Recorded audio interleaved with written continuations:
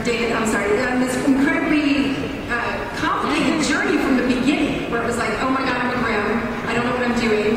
Then it seemed like when Trouble came in town for the first time, you kind of actually liked being a Grimm. You were like getting into like being very paternal with her, and that was really nice to see. And then you're stripped of your powers right at the same time that Juliet's going, I'm done with this.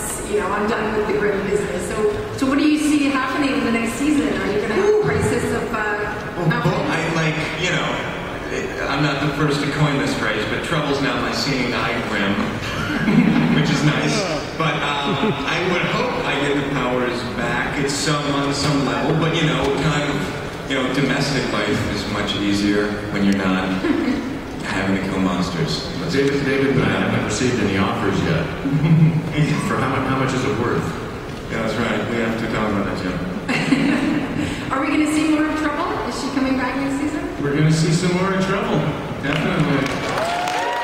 Gotta love Trouble. That's great. And what about the baby? Are we going to see the baby? Are we going to see the baby? Those babies are so stay tuned. There will be some babies seen, that's for sure. I love those purple eyes. Whose idea were the purple eyes? That was great. But yeah, it's like Liz Taylor is a baby. That's an old joke. I'll show you how old I am. That's exactly what you're Liz Taylor jokes now. She had magical powers of sort. Yeah. I would imagine. She's crazy. That baby was really creepy. Was there The real babies were two twins that were preemies, so they looked like newborns, but they were older and they were really cute. But they're apparently only allowed to work like 20 minutes a day. I think it's 20 minutes at a time. 5 minutes a day total per twin. The fake baby. I want their work schedule. 20-minute intervals. We had several. So you can nap. We had two fake babies. Yeah. And the one that when Alan gave birth was this little tiny thing that wiggled around. I know. It was so out of rare, right? It was one of the next break off. I remember telling Damien Puckler, I said, shake it, so it looks real. You told me that in that Alien episode when I had to deliver the alien baby. All right, And I couldn't get I don't have a future in fake baby manipulation. It's not on my special skills on the resume because I was failing and We really should be doing it. Don't try this at home. Don't shake the baby. Just make believe these are latex children. Don't shake the baby. That's all I'm saying. Leave it there. Parenting class. That would be an interesting thing. What about Bitsy? What about you with Juliet? I mean, she really was like kind of having a meltdown at the wedding with very good reason. And how do you move past the fact that Nick had an affair even though he didn't really have an affair because he didn't know he was having an affair? More often than not, she is having a meltdown. But before I answer that, I just want to say thank you so much to all of you for waiting in line for so long. Some people were waiting for me. Earlier than that. I'm so excited. This is the biggest room we've ever been in, and we just have the best fans, and we're so grateful for all of you. Thanks to your support. And I don't know, it remains to be seen whether or not she's going to forgive him, but obviously this is a very pretty face.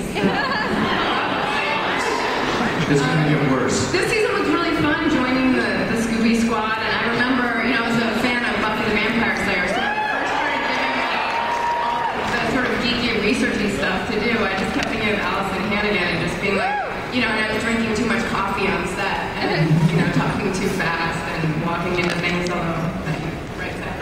Usually. Yeah, that doesn't require coffee. Distraction. That's true. But yeah, it's been fun.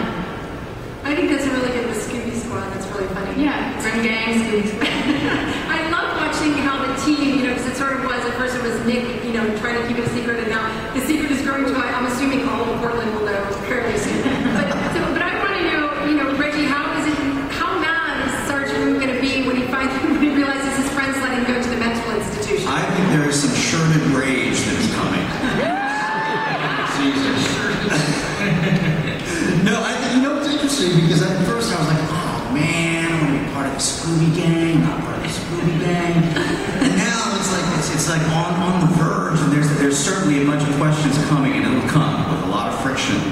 But now I'm like, now it's kind of like getting a first name and a second costume. It's like, oh, I'm not going to be original and unique anymore. You know, like, no. Like everybody else. But I think there's a bunch of questions that have to be answered. And I think it's little by little.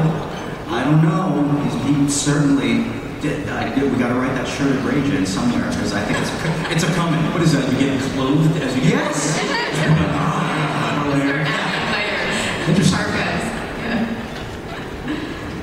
All I want, as long as he stays funny, Sergeant.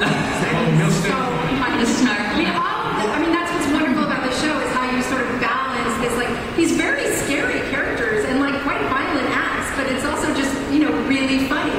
The banter and just sort of the way you deal with explaining things. They ask me sometimes if I ad-lib any of those sarcastic one-liners, and I say absolutely not.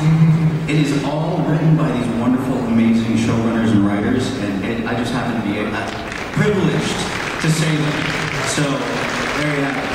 Do you know the story of how Reggie came to be in the show? I don't know if people know that story, but he came to read for another part, which was filled by a very talented actor, and we liked Reggie so much, we said we have to make up a part for this guy and get him in the show.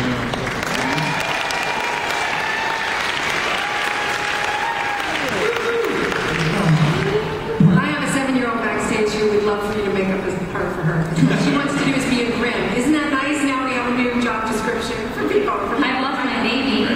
There you go. Maybe it'll be one of those babies that grow. That's right. Really fun. I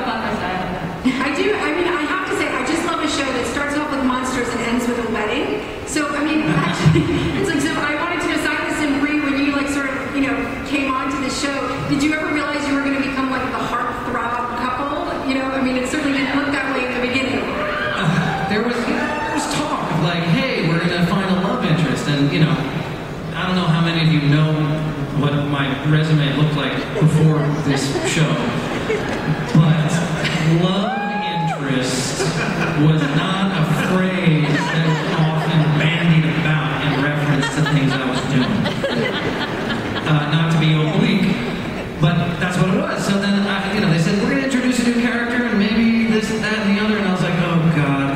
Who's it going to be? What am I? I hope I like this person. And thank God, they hired Bree. It was great to work with, and we have good chemistry. And I just want to say, last year was too easy for us. I think it got difficult at the end when the wedding was destroyed. But I think things are going to turn. I don't think things are going to be as easy as they were last year. Well, we were talking about this. Coming back to when we're about to finish our first episode of the season, and just how from the finale to now, obviously our friend has lost his abilities, which we're very sad about because we care about him, but also we are exposed now as Vesson harboring this Grimm. We decided to put ourselves out on the line with our wedding, showing the world, we're a modern couple in this community, and we're changing the rules and subscribe to the old-fashioned rules. And it all went to hell. And basically, Rosalie's worst possible nightmare came true with the Red Wedding, the sequel.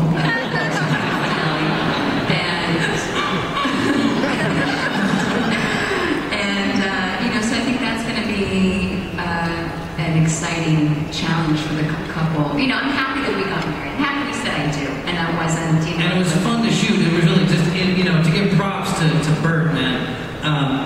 Jim and David write the hell out of these episodes, and then we walked into this wedding thing. We're on location, and not only are there 50 extras, but half of those extras also turn into creatures, and then those creatures need stunt doubles. So there are like 3, it's triplicate. It's in triplicate, and there's already a whole bunch of new people there. And I walked in, and I go, how are we going to do this?